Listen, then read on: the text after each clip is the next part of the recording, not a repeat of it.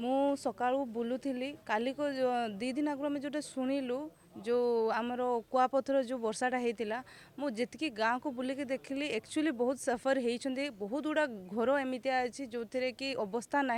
लोक मान घर भितर पूरा पानी पशिची सबू जिनस अदा हो जाइए इवेन के माने रोसई एवं करना बहुत खराब अवस्था अच्छा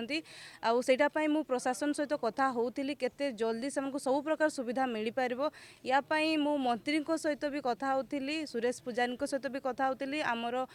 मंत्री मयूरभंजर 2 मंत्री कृष्णचंद्र महापात्र गणेश राम खुंटिया सहित भी कथा से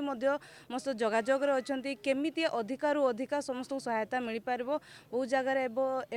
रंधा खाद्य भी दिया चली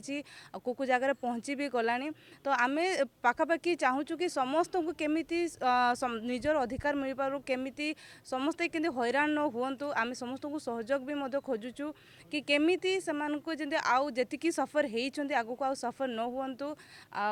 विशेष करके एतिकी देखुचे प्रशासन सहित जनसाधारण मैंने भी समस्त सहयोग करूँ समस्त बंधु मान वार्ड मेंबर ठू आरंभ करी सरपंच ठू आरंभ करी समस्त एसएचजी माँ मान समस्त अनुरोध करुँचे आम मिसिकी काम कले जाकि समयटा आम आग को बढ़ी पारिबा नहले बहुत कष्ट समय यही समय बोधे आम बांगरीपोषी केबे देखी नथिला एमितिया कहते जो कुआपथर वर्षा एबे जाए केबे देखी नथिला मते भी बहुत कष्ट लगुच मो निज अंचल एमितिया अवस्था रे अछि बोली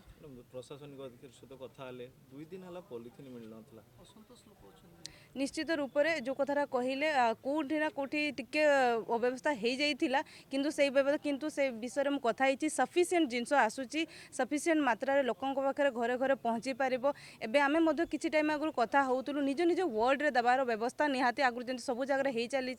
करा जीवो सेठका लोकल नेता मान को नेकी आ सेठी इसी मेंबर को नेकी सेठी जनसाधारण को नेकी जो जो जगह इफेक्टेड होईची विशेष मात्रा से मान को आगो प्रायोरिटी दबार अछि आ समस्त को निहाती दबार अछि किंतु जो जगह अधिका क्षतिग्रस्त होती आम चाहूँ से निहाती हेबा दरकार कहीं केते यदि वर्षा हो गला सडन तो से आहुरी संकट में पड़े चाषी असंतोष होचन परिवार चाषी असंतोष होचन ताकर आकलन करा जाउनी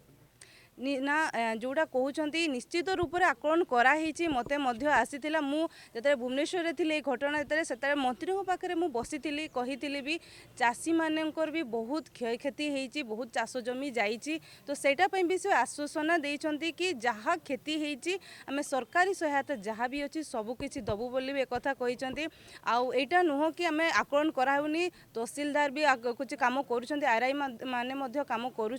सबू जगार जो सरकारी सहायता पहुँची पारिनी सब जगह पहुँचार व्यवस्था करा जाउछि।